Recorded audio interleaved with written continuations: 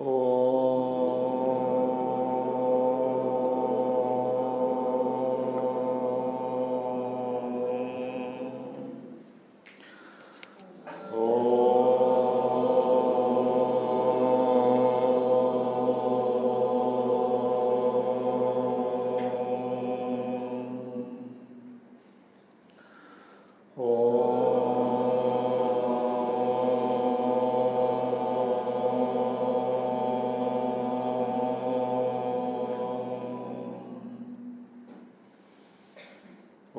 श्री गणेशाय नमः। ओम श्री सरस्वत्यै नमः। ओम श्री गुरुभ्यो नमः।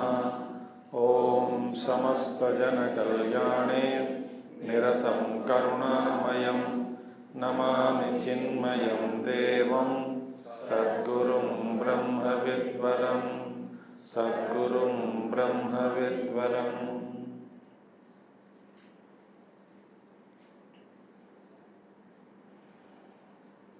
ओम सदाशिवसमारम्भां शङ्कराचार्यमध्यमाम् अस्मदाचार्यपर्यन्तां वन्दे गुरुपरम्परां। शङ्करं शङ्कराचार्यं केशवं बादरायणं कृतौ वन्दे भगवन्तौ पुनः पुनः। श्रुतिस्मृतिपुराणानाम् आलयं करुणालयं नमामि भगवत्पादं शङ्करं लोकशङ्करम्। सर्ववेदान्तसिद्धान्त गोचरं तमगोचरं गोविन्दं परमानन्दं सद्गुरुं प्रणतोऽस्म्यहं सद्गुरुं प्रणतोऽस्म्यहम्।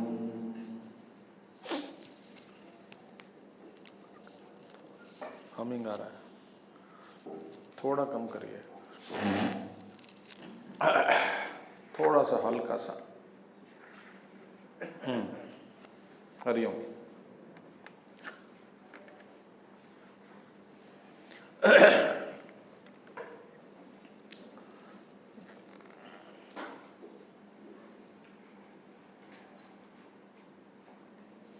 तो अज्ञानी इस शरीर को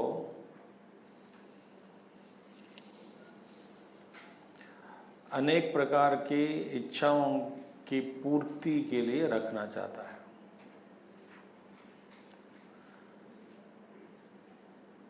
एक बार इस शरीर के द्वारा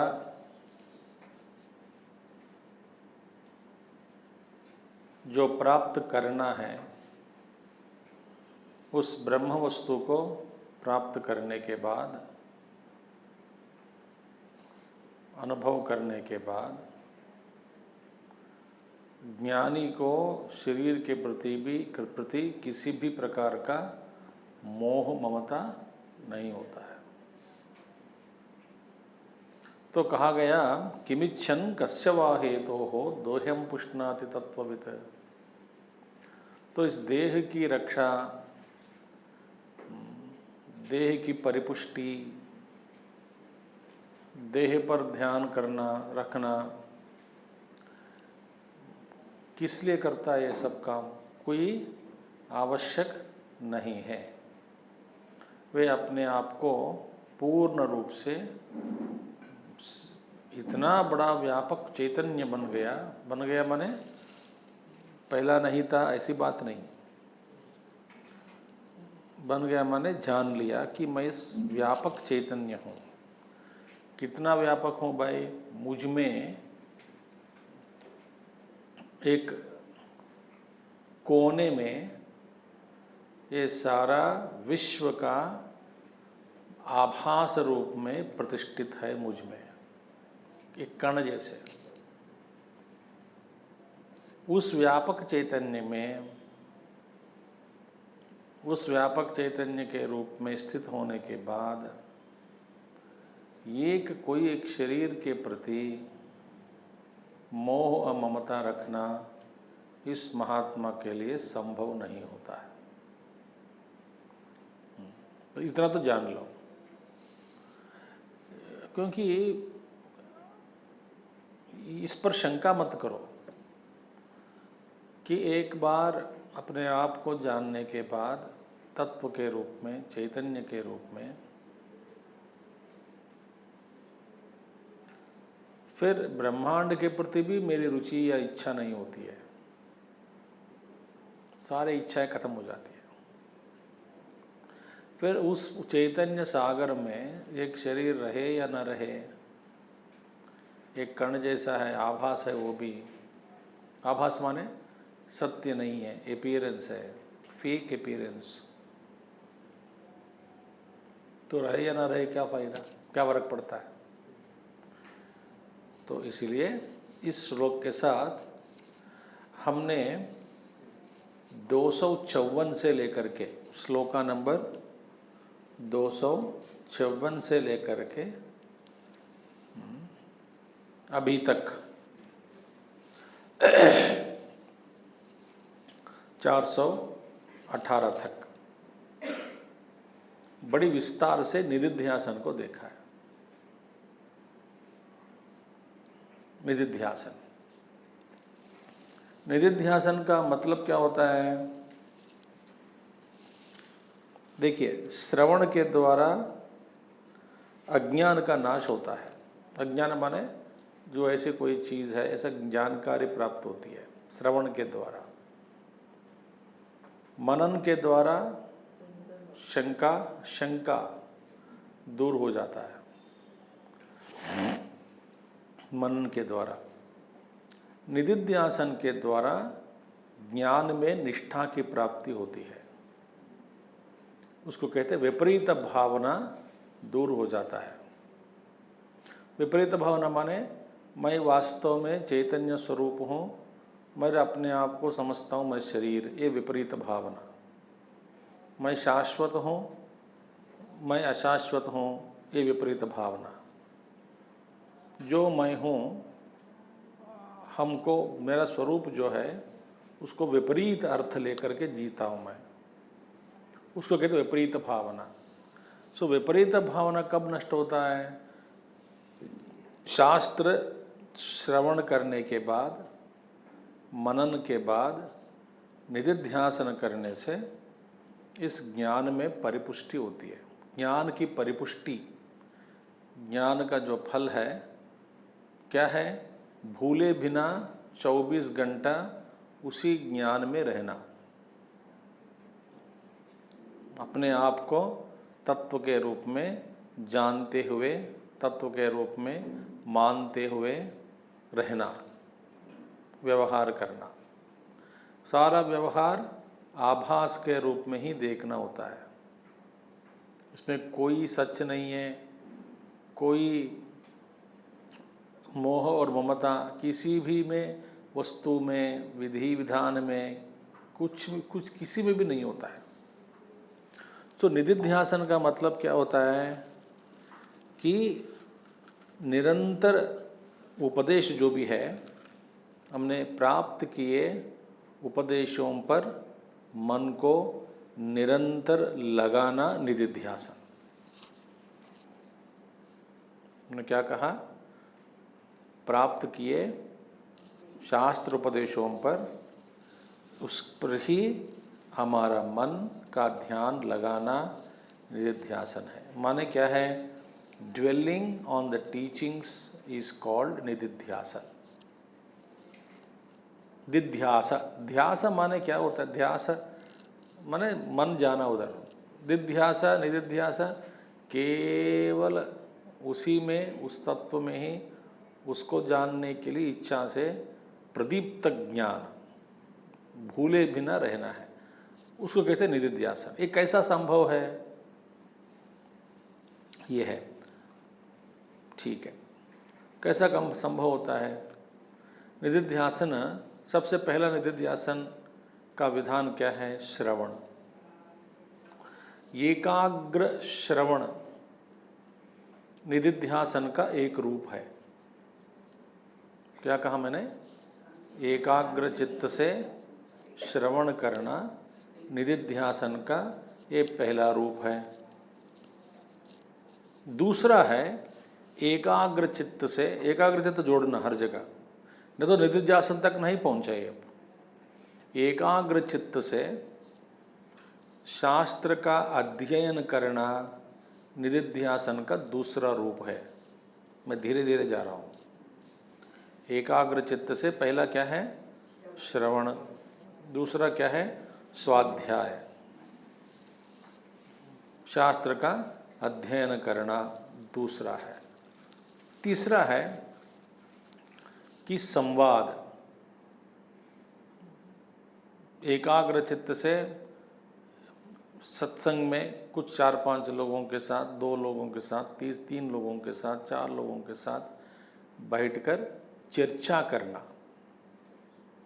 विषय पर चर्चा करना, जैसे हमारे स्टडी ग्रुप्स में होता है।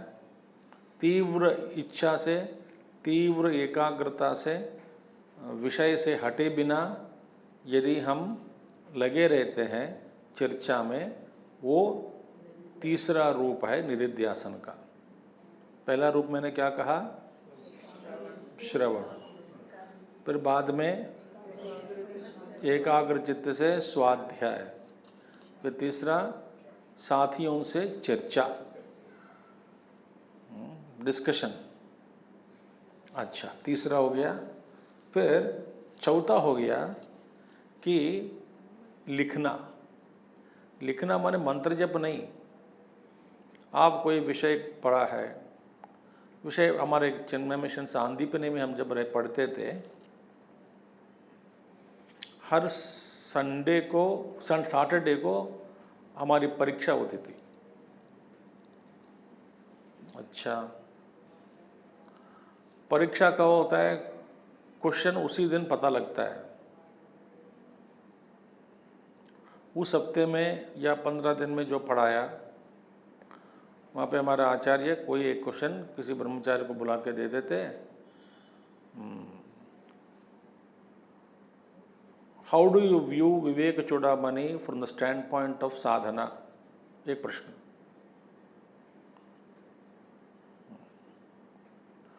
दूसरा है, एक बार हमको प्रश्न, मैं अच्छे से याद किया बता रहा हूँ मैं आपको। दूसरा एक बार प्रश्न मिला हमको नहीं, ब्रह्मचारियों को, ब्रह्मचारी सभी को,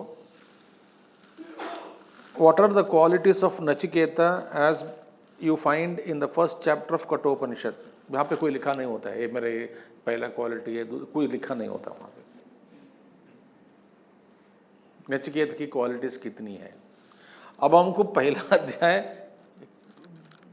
किताब रख सकते हैं, ढूंढना है ना, कहाँ है, दिखता नहीं। आप लगाकर सोचकर लिखना है, वो लिखना हुआ। कई बार हमारा एक मिला है homework, write an essay on Kaivalyopanishad. एक प्रश्न गुरुजी ने दिया है, essay on Kaivalyopanishad. What is the central theme? अधिकारी, विषय, प्रयोजन, संबंध के दृष्टि से भी, उपदेश के दृष्टि से कैवल्योपनिषद का मूल सार क्या है, इस पर इसका विवेचन कैसा हुआ।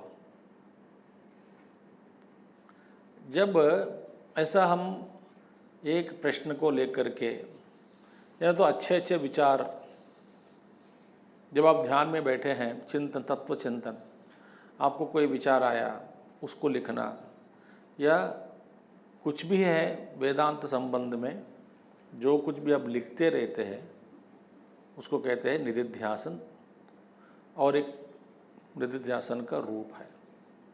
तो मैंने अभी तक कितना कहा? 4 कहा, ठीक है। अच्छा, पांचवा क्या है? Teaching. Teaching also one form of nididhyasana. आप कोई स्टडी ग्रुप चलाया घर पर, स्टडी ग्रुप चला के 4-5 लोग, 10 लोग आते हैं घर में ही।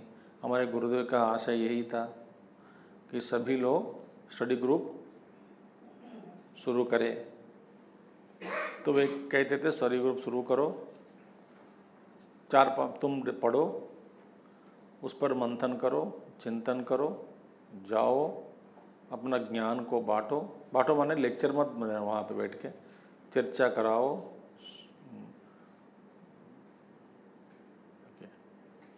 इसमें इस प्रक्रिया में भी मन लगा रहता है।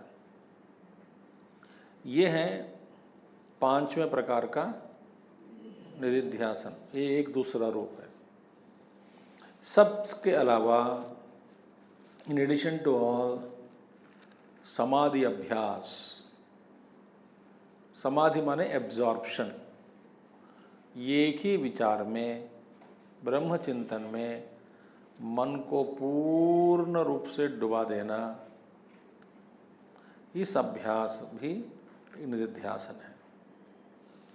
तो अभी तक हमने क्या देखा? निदिध्यासन देखा है। अभी तक माने 254 से, 54 माने 54 से और 418 तक।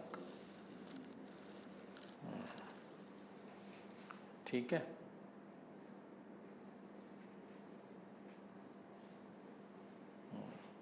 अराउंड 165 श्लोकास।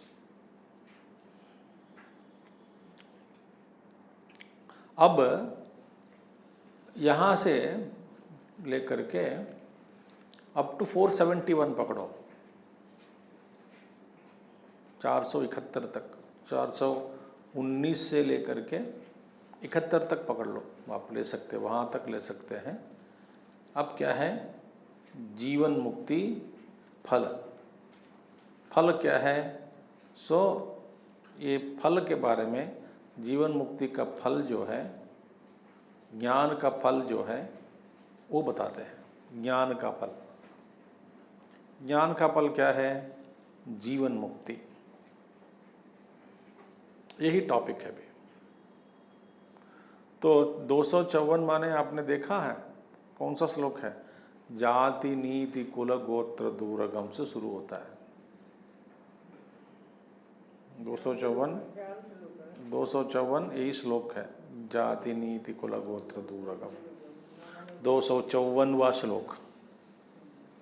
तो अभी फलम क्या है? अब फलम के बारे में बता रहे हैं। ठीक है। संसिद्धस्य फलम त्वेतत्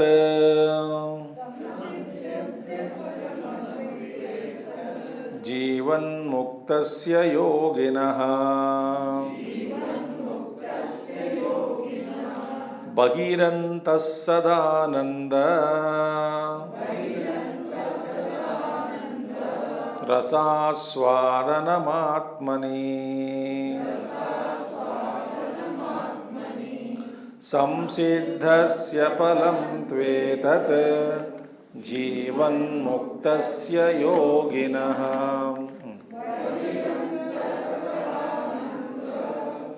रसास्वादनमात्मनि। संसिद्धस्य, जिसने सिद्धि को प्राप्त किया। सिद्धि माने भटके बिना मन अपनी इच्छा से जब चाहे या निरंतर ब्रह्म में प्रतिष्ठित हो गया, वही सिद्ध पुरुष है। सिद्ध पुरुष माने दाढ़ी वाला, बाल वाला, गले में बहुत सारे मालाएं पहन के सिद्धियों के साथ रहा, नहीं। ग्रेटेस्ट सिद्धि क्या है? ग्रेटेस्ट सिद्धि यही है, मन को ब्रह्म में स्थापित करना।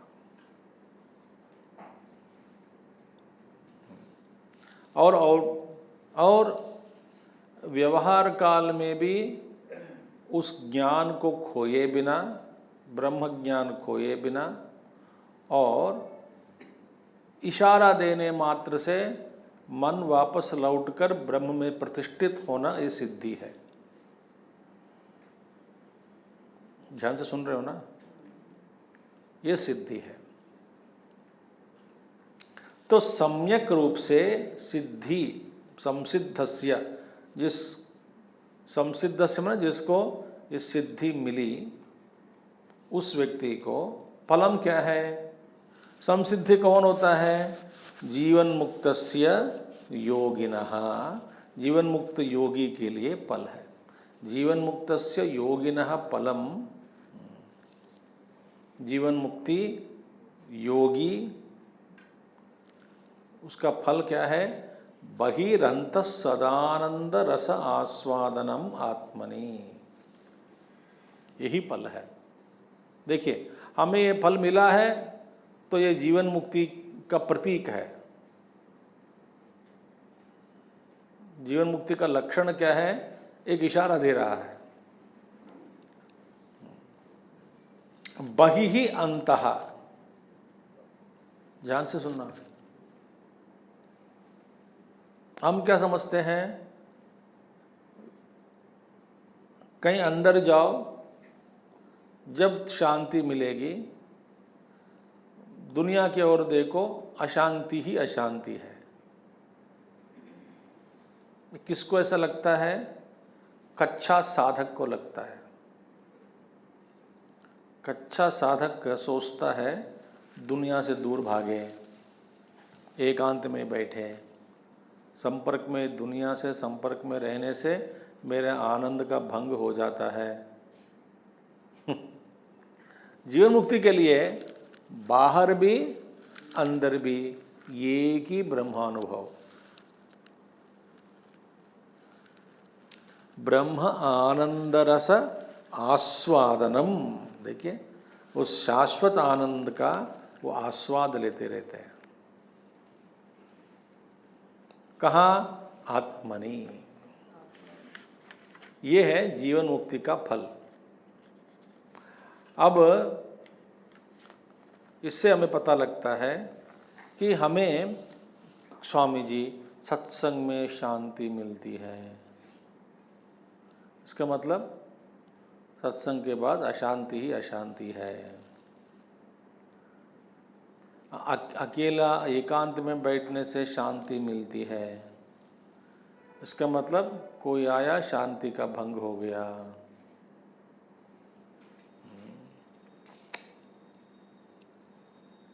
देखिए, ये विचार गलत है। क्योंकि यदि हमारा आनंद परिस्थिति पर निर्भर होता है, वो आनंद शाश्वत आनंद नहीं हो सकता है। जो परिस्थितियों पर निर्भर है तो वो सुखी सुखी नहीं है, वो सुख सुख ही नहीं है। परिस्थितियों से निर्भर नहीं होता है आनंद। ब्रह्मा ज्ञानी का फल, जीवन मुक्त का आनंद जो है अपने, क्योंकि शाश्वत आनंद भी है। तो बहि ही अंतः, एक ही रस, अंदर ज़्यादा बाहर कम या बाहर ज़्यादा अंदर कम कुछ भी नहीं है। अपने आप में प्रतिष्ठित होने के कारण एक रस अनुभूति, आनंद अनुभूति।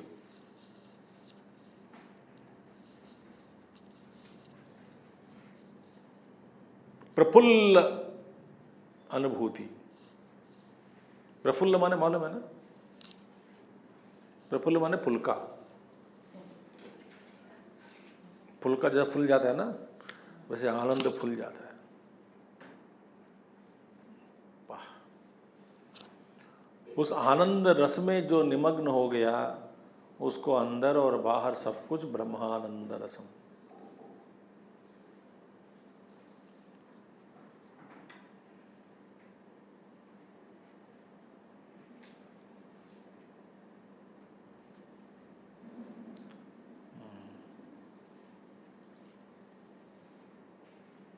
ब्रह्मैवाहमिदं जगत् चिन्मात्र विस्तारितम्,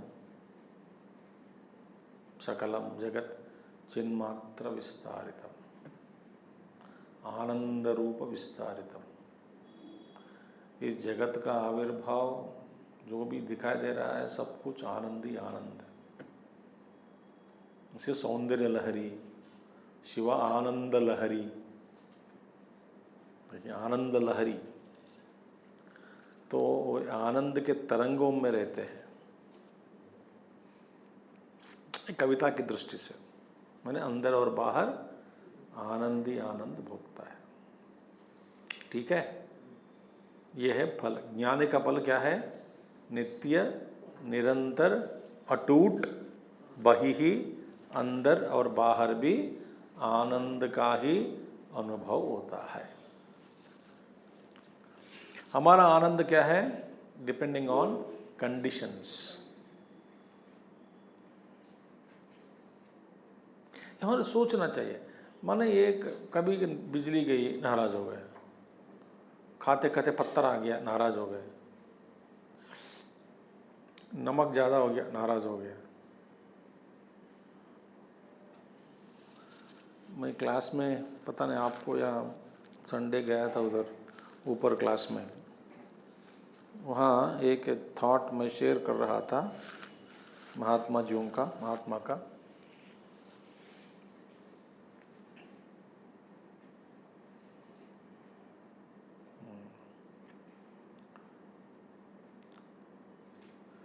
Between perception and reaction, we response. Response is always in the form of a reaction. तो perception और response माने reaction के बीच अंतर बिल्कुल नहीं होता हमारे लिए।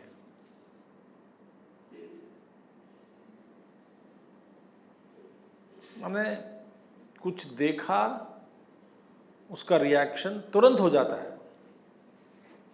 राग या द्वेष तुरंत, हमें पसंद नहीं है, हमें अच्छा नहीं लग रहा है। कोई किसी का पति पत्नी का सुना, उनको रिएक्शन, पत्नी पति का सुना, रिएक्शन। वो कुछ बोलेगा, बोले मत, इमीडिएट रिएक्शन। ये बीमार है मन का। Between perception and your response और रिएक्शन इतना ऑटोमेटिक हो गया कि आपने एक्चुअली पुतली जैसे बन गए मन के हाथ में। मन जैसा नचाता है वैसा हम नाचते हैं। आप जरा हटकर, अपने आप को हटाकर देखना शुरू करो।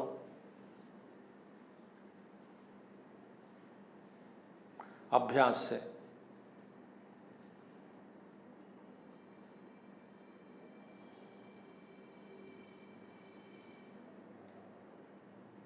जब बहुत कुछ पता लगता है, इसका विवेचन करना भी समय नहीं है, बट कई चीज हो जाता है। इसीलिए हमारा आनंद क्या है? वही आनंद, एक क्षण का आनंद, एक क्षण में, उत्तर क्षण में दुख। Observe your mind.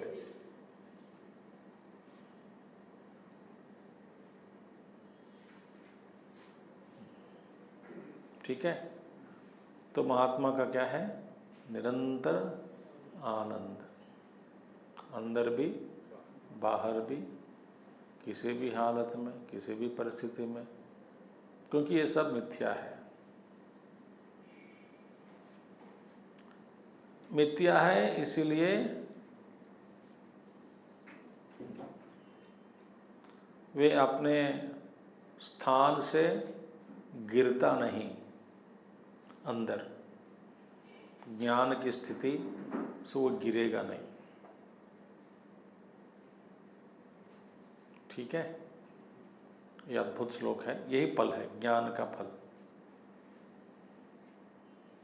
यदि हमारा आनंद निरंतर नहीं है, इसका मतलब परिस्थितियों पर आधारित है, इसका मतलब अज्ञान है, इसका मतलब हम आत्मज्ञान से बहुत दूर है। हाँ, सत्संग में मजा आ रहा है, घर जाने के बाद दुखी दुख होता है। माने सत्संग का आनंद न आनंद है, घर का दुख न दुख है, दोनों मिथ्या है, क्योंकि आनंद चला गया। ठीक है, अभी अच्छा, बहुत अच्छा श्लोक आ रहा है।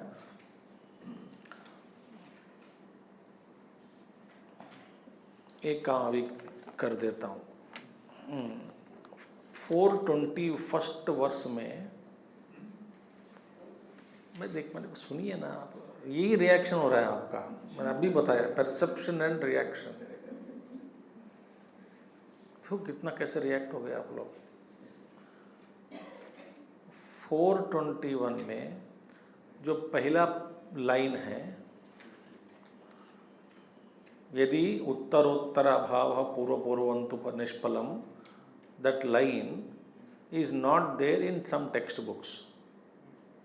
अभी हम इस लाइन को यहाँ पर हमारा है, इसका बनता है, बहुत अच्छा अर्थ है, उसको लेकर के 420 श्लोक में तीसरा लाइन बना देंगे उसको। आप लिखना कुछ नहीं है, मैं समझाने के लिए कह रहा हूँ उसको। ये पंक्ति जो है, पहली पंक्ति 421 first line is to be read along with the 420th second line के बाद पढ़ना है, तब भाव बनता है। और 421 second line should be read with first sentence of 422। निवृत्ति परमा तृप्ति आनंदोपम दृष्ट दुखेश्वर विद्याया प्रसफलम, वो दोनों एक बनता है। कुछ किताबों में ये 421 का सेकेंड लाइन, 422 का फर्स्ट लाइन मिलके एक श्लोक हो गया। माने 421 का फर्स्ट लाइन कुछ किताबों में नहीं है, मगर इसका बहुत अर्थ है। उस लाइन को हम 420 के साथ जोड़ना है, ठीक है। अब हम जोड़ के पढ़ेंगे, ऐसा ही करेंगे अर्थ के लिए। वैराग्यस्य फलं बोधो बोधस्योपरतिः फलम् स्वानन्दानुभवात् शान्तिः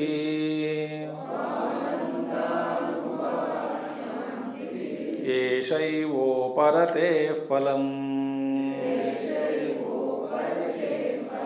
यद्युत्तरोत्तराभावः पूर्वपूर्वन्तु निष्फलम्। ये तीन एक जोड़ी बन गया। तीन माने जोड़ी माने 7, ठीक है। अब दूसरा भी पढ़ेंगे, दूसरा 2 लाइन पढ़ेंगे। निवृत्ति परमा तृप्तिः आनंदोनुपमस्वतः दृष्टदुःखेष्वनुद्वेगो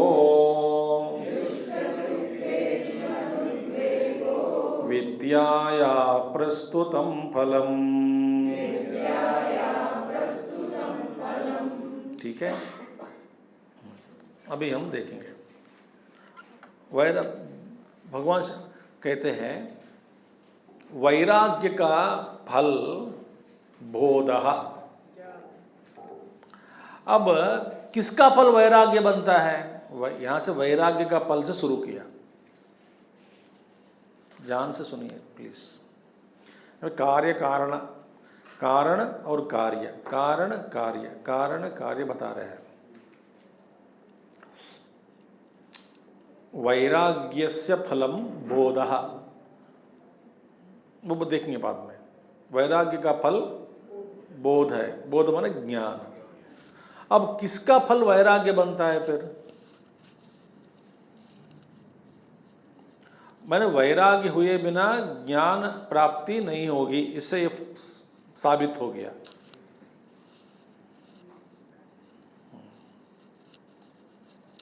अब किसका फल वैराग्य बनता है? क्या करने से वैराग्य आता है?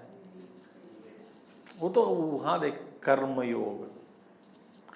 यहाँ पे आपको मैं याद दिलाना चाहता हूँ तुलसीदास जी का धर्मते विरति। धर्म से धर्म माने कर्मयोग,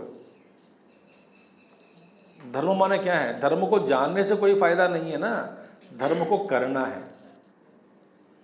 धर्म माने कर्म।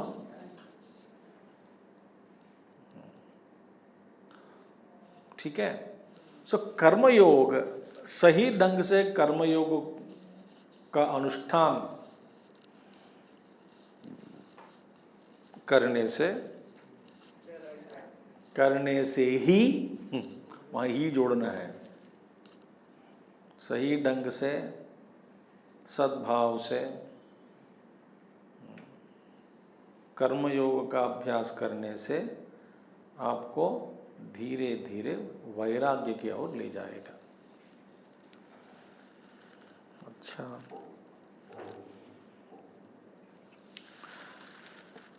और इसके भी बीच में, कर्मयोग और वैराग्य के बीच में कई स्टेप्स है।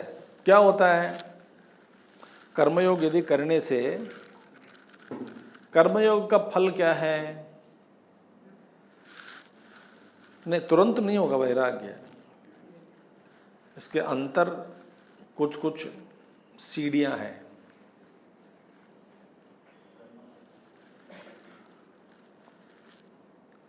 कर्मयोग माने धर्म, है ना? आप कर्म को योग बनाओ। कैसे बनाएं कर्म को योग? प्रतिफला सहित रहित, प्रतिफल फलों को छोड़कर कर्म करना। कौन सा कर्म करोगे? कर्तव्य कर्म करोगे। कैसे करोगे? धर्म के अनुसार, निष्काम भाव से धर्म के अनुसार अपना ही कर्तव्य कर्म। निष्काम क्या ही कहा जाता है ना, तो बाहर दुनिया में बहुत सेवा कर रहे हो, घर का काम तो करते नहीं हो। माने घर का काम तुम्हारा कर्तव्य है, तुम्हारा कर्तव्य को छोड़कर किसी और की सेवा कर रहे हो, कोई भलाई नहीं देता तुम्हारा। घर का काम करके फिर बाद में दुनिया का सेवा करो। घर में बोलते हैं ना, घर का काम पहले करो, बाद में दुनिया की सेवा करें। माने दुनिया को छोड़ो, ऐसा नहीं बात है, ऐसी बात नहीं है। माने घर के काम करे बिना दुनिया की सेवा में लगे हैं तो कोई फल आपको नहीं मिलता। ठीक है। तो धर्म का अनुष्ठान करने से, सही ढंग से कर्मयोग अंदर और बाहर करने से धीरे धीरे धीरे आपकी अंतःकरण शुद्ध हो जाती है। ध्यान से सुनिएगा, सुनिए। अंतःकरण शुद्धि माने, अंतःकरण क्या है? मन और बुद्धि, चित्त, अहंकार। और मन और बुद्धि के शुद्धिकरण के द्वारा पूर्ण रूप से एकदम कांच जैसा शुद्ध हो गया हो, है ना? कांच जैसे शुद्ध हो गया हो आपका अंतःकरण। माने क्योंकि हमारी दृष्टि, हम किस आंखें से देखते हैं, किस चश्मा के द्वारा हम दुनिया को देखते हैं? मन और बुद्धि के द्वारा ही दुनिया को देखते हैं। दुनिया को देखना, समझना किससे हो रहा है? मन और बुद्धि। सो जैसा आपका मन वैसी आपकी दृष्टि। यदि आपका मन शुद्ध है, हर जगह शुद्ध ही शुद्ध दिखता है। यदि आपका मन मलिन है, हर जगह आप खुद ही बेईमानी काम करते हैं, सबको बेईमान के रूप में देखते हैं। यदि आप चोर हैं, सब लोग चोरी है। क्यों? दुनिया को मन और बुद्धि को हटाकर, चश्मा जो है, मन रूपी बुद्धि रूपी चश्मा को हटाकर देखना नहीं होता है। तो कर्मयोग के द्वारा मन, अंतःकरण शुद्धि जब हो जाती है, मन और बुद्धि एकदम शुद्ध हो गया हो, तो उस शुद्ध अंतःकरण के द्वारा जब मैं देखता हूँ दुनिया को, माने दुनिया का असली रंग साफ साफ दिखाई देता है।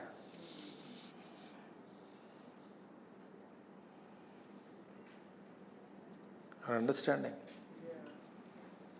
देखो, वैराग्य के तक आने तक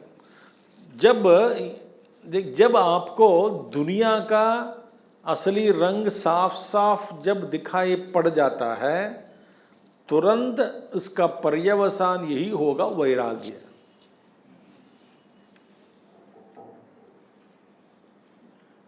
और इससे क्योंकि दुनिया का स्वभाव स्वरूप क्या है? मिथ्या,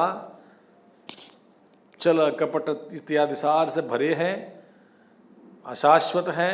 यदि आप इस दुनिया को स्पष्ट आंखों से देखा, इसकी नतीजा क्या निकलता है? वैराग्य।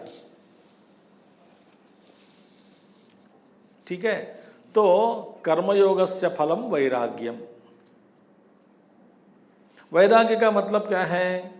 वैराग्य माने knowing that world will not give me peace, security and happiness. कुछ भी इस दुनिया से शांति, सुख, शांति, आनंद इस दुनिया में नहीं है। इसको जानना ही वैराग्य है। जब ये जानते हैं तब आप दुनिया के पीछे नहीं भागते।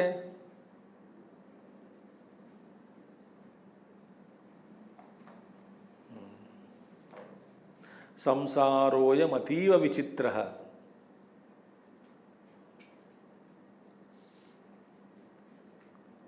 वैराग्य हो गया। वैराग्य का मतलब क्या है? हमें इस दुनिया से पूर्ण रूप से न शांति मिलती है, न आनंद मिलता है, न सिक्योरिटी मिलती है, रक्षा।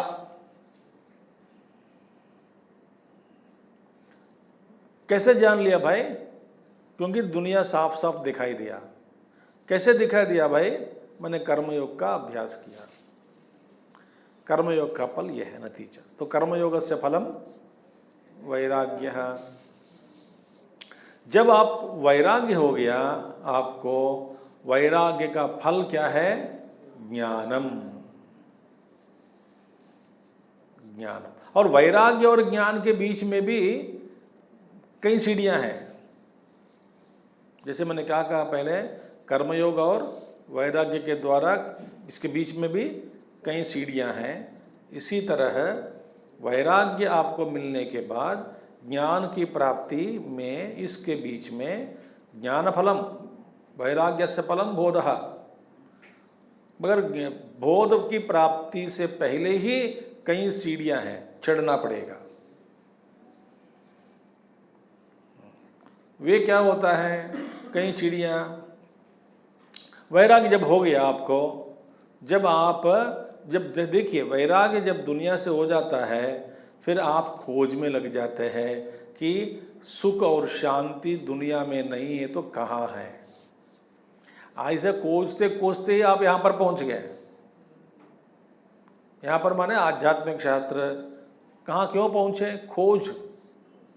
दुनिया से मार खाने के बाद जब वैराग्य हो गया, वैराग्य के बाद खोज शुरू। किस लिए खोज? भाई पूर्ण आनंद कहाँ मिलता है, पूर्ण तृप्ति कहाँ मिलती है, मैं कौन हूँ, मैं कहाँ से आया हूँ, शरीर गिरने के बाद मेरी स्थिति कैसे रहेगी, कहाँ जाता हूँ, ये क्या है, ये सारे प्रश्न उठते हैं। तो सर्च फॉर हायर शुरू होता है। फिर उसके समाधान के लिए गुरु के पास जाते हैं। गुरु की तलाश ही कहीं जन्म लग जाते, बता रहा मैं आपको। एक महात्मा जी कहते हैं, if you are got a spiritual master, realised master, you are the luckiest one on earth.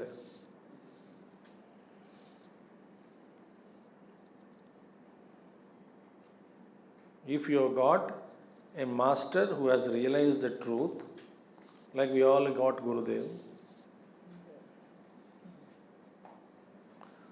so he says you are luckiest to get a master. आपको इस वक्त भी उपदेश और बोध करने वाला हमारे चिन्मय मिशन में कोई भी आचार्य बोलने दे, मंच से बोलने वाला एक ही है, वो गुरुदेव ही है।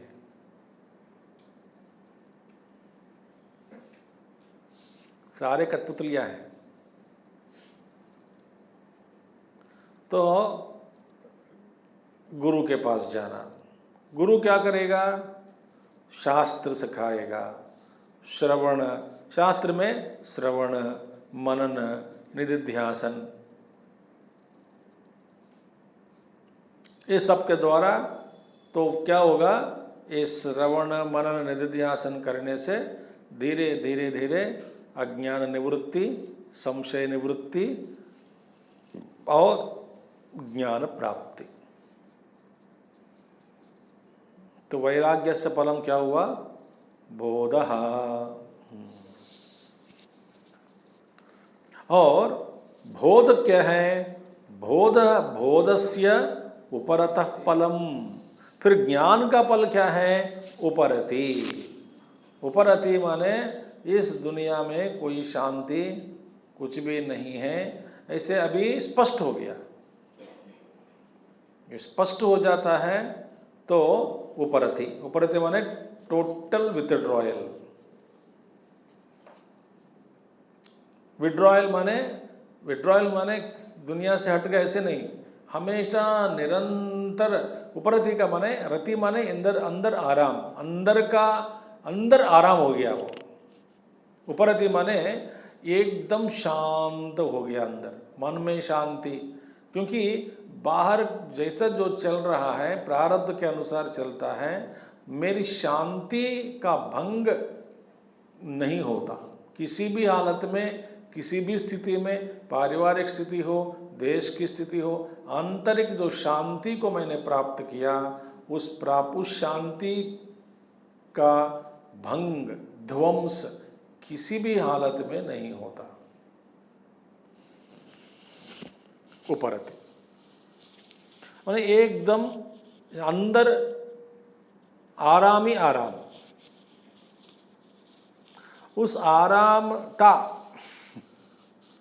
को छोड़े बिना अपना जो व्यवहार करता है, प्रेम करता है, कर्म करता है, काम करता रहता है, मगर अंदर उद्वेग नहीं होता। आगे आएंगे, शांति।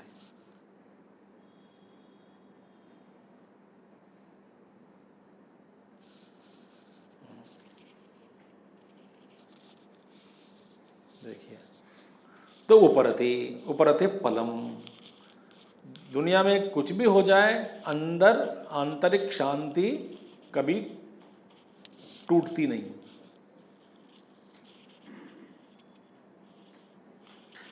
हमें शांति चाहिए, हमें शांति चाहिए, हमें शांति चाहिए। न कर्मयोग किया, न वैराग्य हुआ, न ज्ञान प्राप्ति हुई, फिर शांति कैसे मिलती है?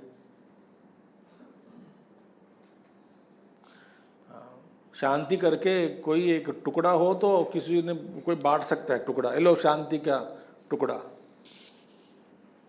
भगवान हनुमान यही कहा, क्या है मोक्ष, मोक्ष सब मांगते हैं, ये क्या कोई चीज़ है क्या? मोक्ष करके कोई चीज़ हाथ में पकड़ाने के लिए। प्रत्येक जीव खोज करके अपने आप को जानना है।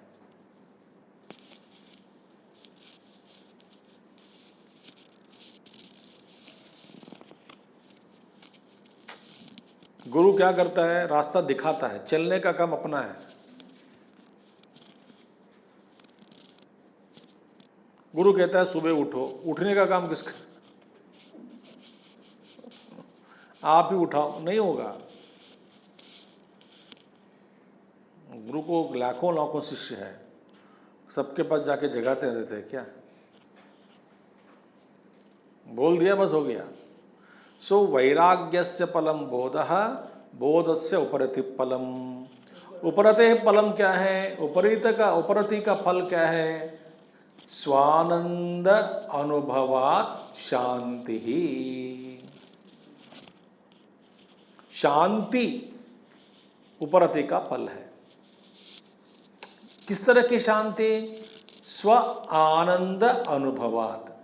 अपना स्वरूप का आनंद जो है, उस स्वरूप का आनंद को अनुभव करने के बाद जो पूर्ण तृप्ति मिलती है, उस तृप्ति से जो शांति मिलती है, वह शांति उपरति का फल है। उपरति माने विड्रॉयल, निवृत्ति।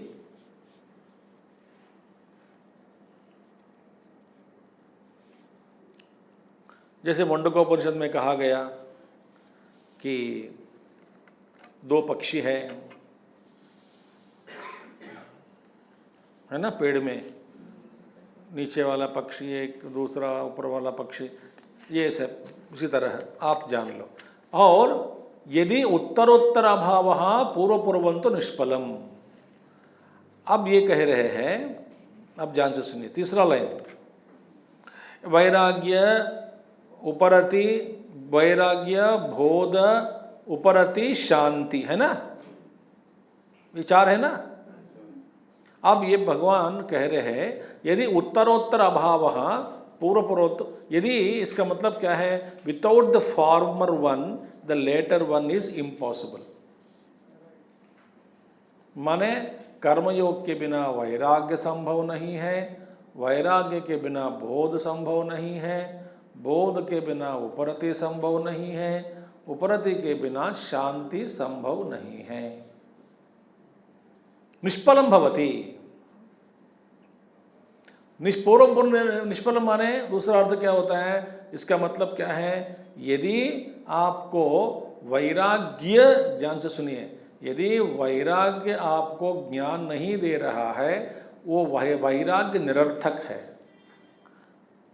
यदि ज्ञान उपरति को नहीं देता है, वह ज्ञान निरर्थक है। यदि उपरति आपको शांति नहीं दे रही है, वह उपरति निरर्थक है, निष्फलम।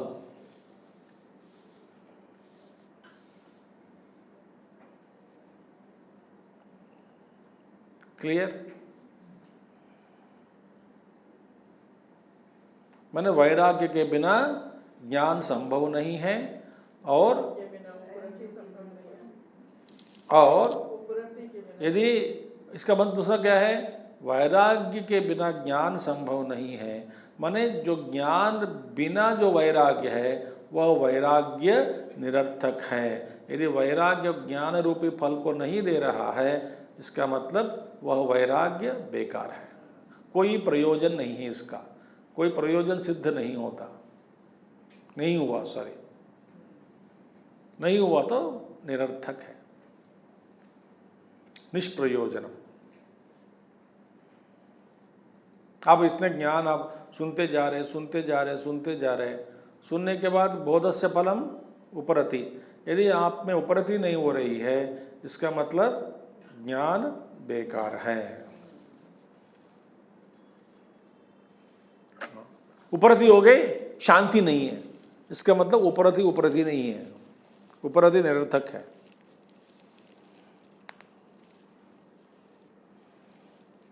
ठीक है, ओके। समझ आ गया आपको? अच्छा, निवृत्ति परमातृप्ति ही आनंद अनुपम स्वतः दृष्ट दुखेषु अनुद्वेग विद्यायाः प्रस्तुतम फलम। आत्मज्ञान का फल क्या है बता रहे अभी। विद्यायाः प्रस्तुतम फलम, ज्ञान का प्रस्तुत माने प्रत्यक्ष फल, ज्ञान का प्रत्यक्ष फल क्या है, चार चीजें बताया यहाँ पे। माने ये प्रत्यक्ष फल आपको फल नहीं मिल रहा है, माने वो ज्ञान में कुछ लोप है, जिसको आप ज्ञान समझ रहे हैं वो ज्ञान नहीं है। यदि वो सही ज्ञान है ये फल देगा ही, फल नहीं मिला ज्ञान में लोप है।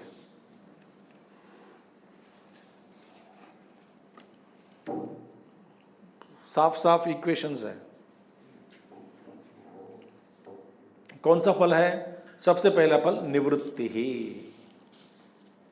ज्ञान का पहला फल क्या है? प्रत्यक्ष फलम निवृत्ति।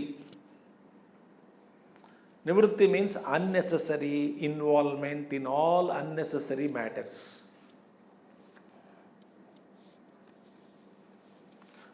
खुजली के कारण हम पूछते फोन करके क्या कर रहे हो, उसने तुमसे क्या कहा, आपने उनसे वो मांगा, उसने वो दिया क्या आपको, आपसे कोई मतलब ही नहीं है। मैंने कल देख रहा था आप दोनों मिलकर सड़क पर कुछ बात कर रहे थे, क्या बात कर रहे थे, आपको क्या जाना है।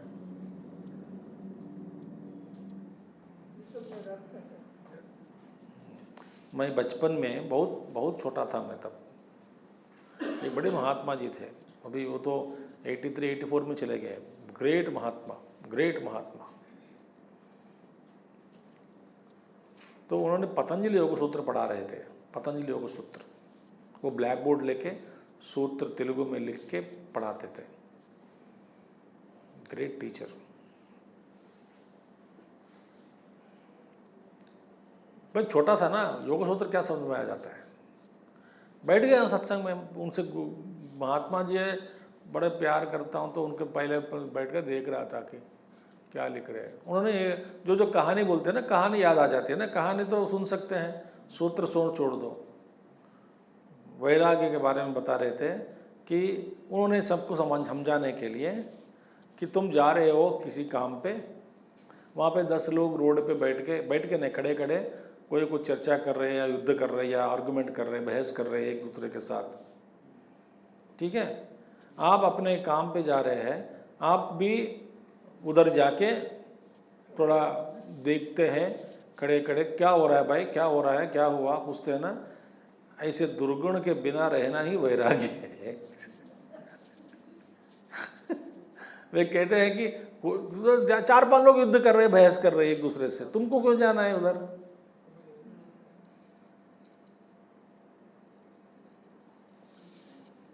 क्या हुआ, क्या हुआ, क्या हुआ, क्या हुआ, क्या हुआ, क्या हुआ, क्या हुआ, कौवा कौवा कौवा हो गया आपको एक्चुअली। रिपीट करो, क्या हुआ, क्या हुआ, कौवा, कौवा, कौवा, क्या हुआ, क्या हुआ, क्या हुआ, क्या हुआ, कौवा हो जाएगा वो।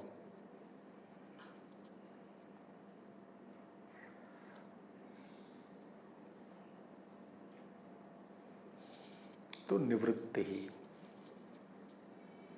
all self withdrawal from all unnecessary matters which disturb your peace of mind, which is no relevant to your existence, unwanted information,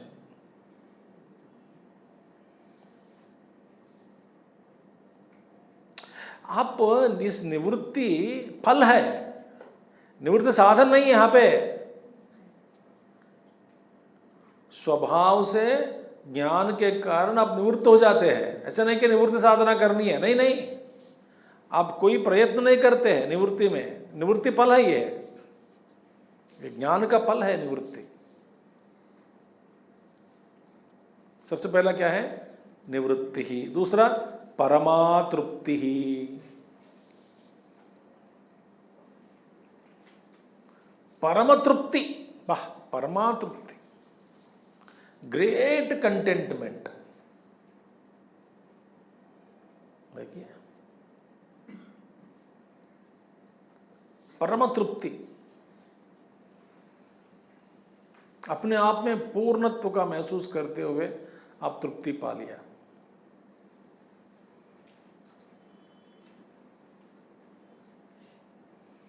जैसे कि हमको भी तृप्ति महसूस होता है भोजन के बाद, आप अच्छा भोजन किया, दाल रोटी चावल घी मिठाई सब खाया, मस्त लगा आपको, बहुत आप जो पसंद की चीज़ें आपकी, पेट भर खाया, भूखी भी थे, आपको खाने के बाद तृप्ति मिलती है कि नहीं। उस भोजन, पूरा भोजन करने के बाद आप कोई आएगा, आप भी कहोगे यार अभी मेरा खराब मत करो दिमाग, मैं अभी तृप्ति पाया हूँ, पेट भरा हुआ है, आनंद में बैठा हूँ, अभी मुझे कुछ मत खिलाओ, मेरा जो टेस्ट है, रसास्वादन का अनुभव मैं जो कर रहा हूँ उसका आप खराब करोगे, मेरे जीभ का स्वाद जो चल रहा है अंदर वो खराब कर देते हो, अभी मुझे कुछ नहीं चाहिए, मैं तृप्त हूँ। बोलते कि नहीं।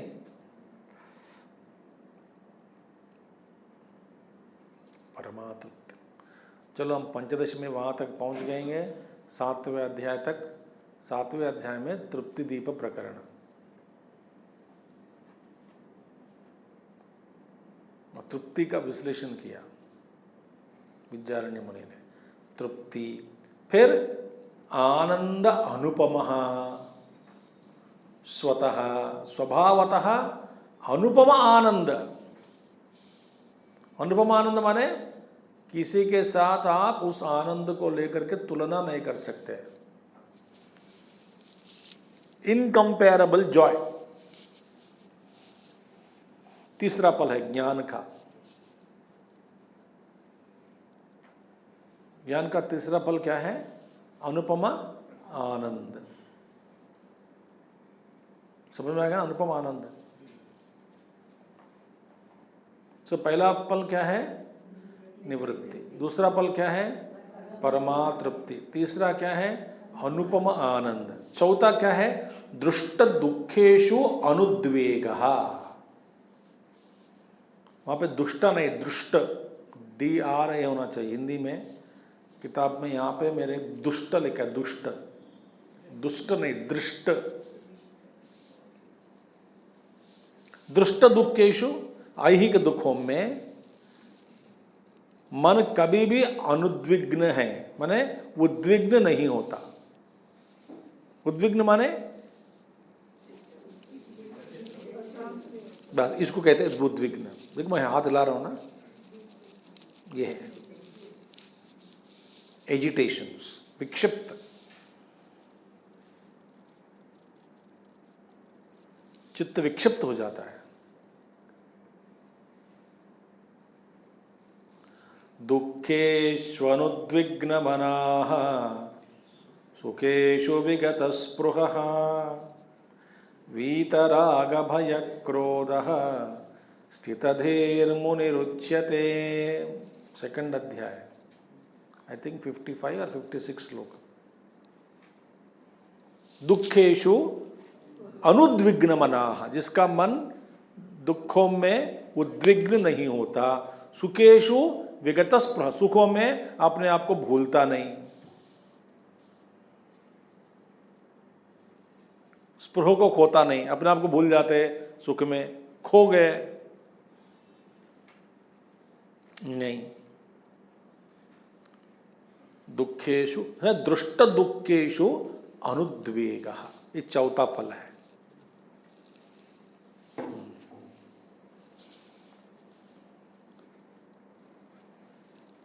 ठीक है, ये है विद्यायाः प्रस्तुतम फलम। ये है विद्यायाः, ज्ञान का प्रत्यक्ष फल है।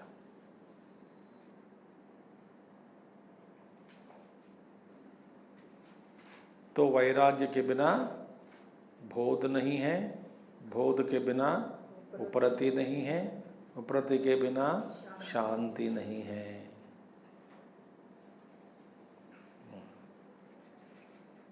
और ज्ञान बोध नहीं दिया, आपको ज्ञान का फल बोध नहीं मिला, तो वैराग्य का फल बोध नहीं हुआ, इसका मतलब वह वैराग्य निरर्थक है। ज्ञान आपको उपरति की ओर नहीं ले जा रहा है, वह ज्ञान निरर्थक है।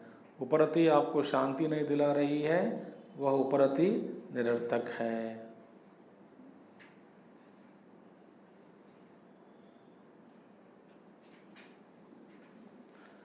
और ज्ञान का 4 फल है। यत्कृतं भ्रांति वेलायाम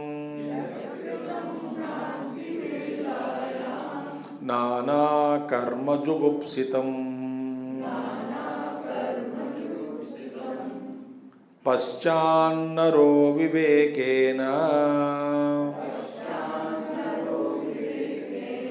तत्कथं कर्तुमर्हति।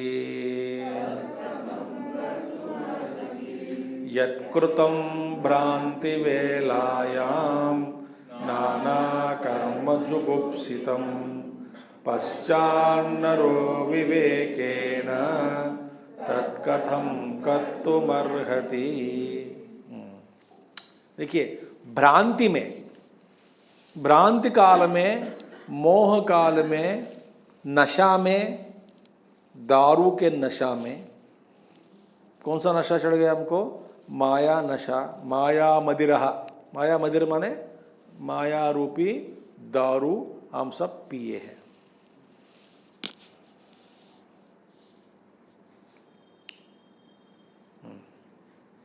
तो भ्रांति में पड़ गए, दारू पी के भ्रांति में पड़ गए।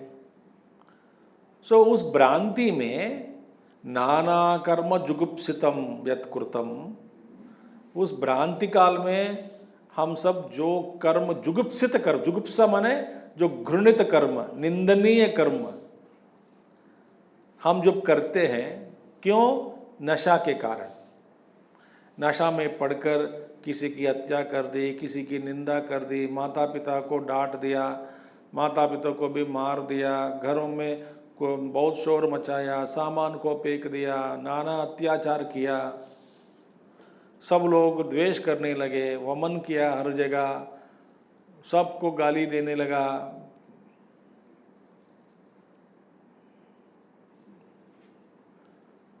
सारे जो घृणित कर्म हम करते बैठे हैं, दूसरों का पैसा छीन लेना, दूसरों की निंदा करना, दूसरों के क्या है शाप देते रहना, ये सत्यानाश हो जाए, उनका सत्यानाश हो जाए, उनका बिजनेस सत्यानाश हो जाए, उनकी पत्नी मर जाए, पति मर जाए, नाना प्रकार के जुगुप्सित कर्म हम जो वो करते रहते हैं अज्ञान काल में। निंदा द्वेष के कारण, राग के कारण, माया रूपी मदिरा पीकर भ्रांति काल में यत्कृतम कर्म जुगुप्सितम कर्म जब हम करते हैं, पश्चात माया नशा उतरने के बाद नरः विवेकेन, जब विवेक में आ गया, जब उसको ही दिखाया गया कि तुम ना दारू पी के माँ बाप को मारा, तुमने ये गंदा काम किया, घर का सामान पूरा उठा के फेंक दिया, शोर मचाया, सबको कुचल मचल कर दिया, गाली देने लगे, और वीडियो लेकर के उसका नशा अगला दिन सवेरे उतरने के बाद दिखाया, उसको कैसा लगता है कि मैंने ये सब किया, मैंने किया क्या? अब ज्ञान में आ गया, फिर माँ बाप से माफ़ी मांगना, भाई बहन से माफ़ी मांगना, घर का सामान जो तोड़ दिया उसको खरीद के ला के रिप्लेस करना,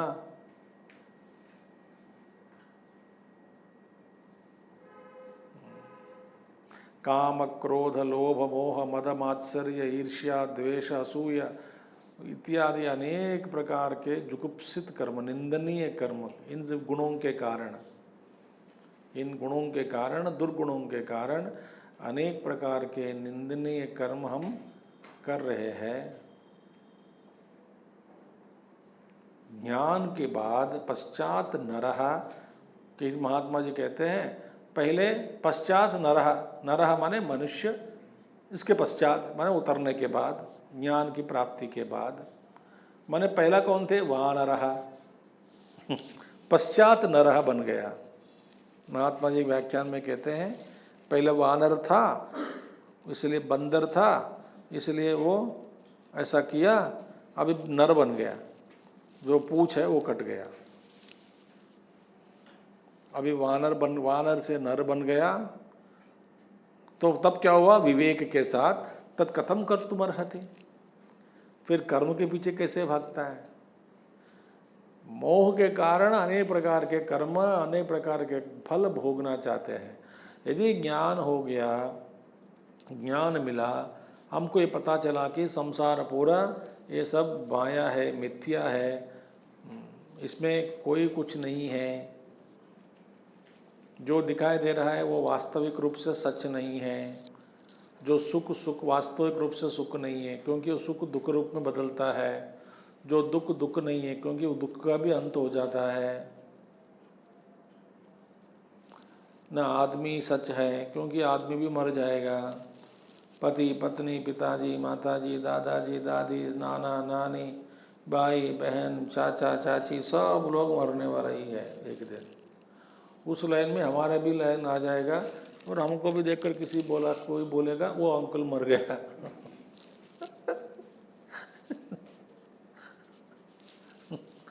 इस दुनिया में क्या प्राप्त कर, नाटक करो तो करो तात्कालिक रूप से,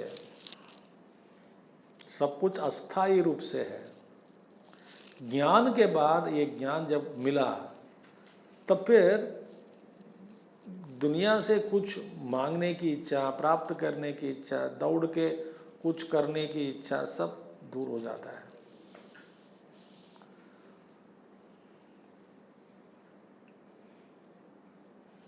आप कुछ भी बनो भाई जीवन में, आप कुछ भी बनो, आखिर में सब कुछ व्यर्थ है। मैंने पहलवान बन गया इस जन्म में, तो मरेगा एक दिन। मैं ये कीर्ति पाली, कीर्ति भी नष्ट हो जाएगा।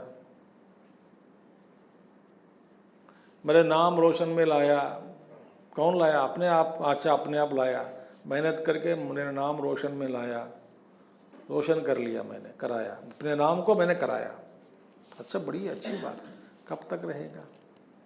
मैंने रिकॉर्ड तोड़ ली, स्पोर्ट्समैन, और कोई आएगा आपका रिकॉर्ड तोड़ेगा, और समय में आपको भूल जाएंगे लोग। मैं सेलिब्रिटी हूँ, कब तक सेलिब्रिटी है? जब तक आपका शरीर का अंग ठीक है, रंग कलर ठीक है, और युवावस्था में है, यौवन अवस्था में है, तो आप लोग मानते हैं। बूढ़े होने के बाद भूल ही जाते हैं। तो क्या शाश्वत है? और आतुरत के कारण उस शरीर की पकड़ के रखना चाहते। मैं जरा मेरी सुंदरता जितना भी सौंदर्य है, उस सौंदर्य को बनाए रखने के लिए क्या क्या प्रयास करता हूँ।